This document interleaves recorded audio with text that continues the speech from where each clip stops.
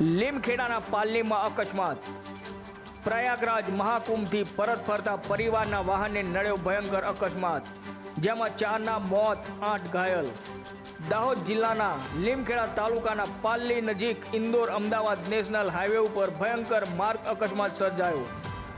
પ્રયાગરાજ ખાતેથી મહાકુંભ મેળામાંથી પરત ફરતા શ્રદ્ધાળુઓના વાહનનું ટ્રક સાથે ગમખ્વાર અથડામણ થતાં 4 લોકોના મોત નીપજ્યા, જેમાં 8 શ્રદ્ધાળુઓ ગંભીર રીતે ઘાયલ થયા।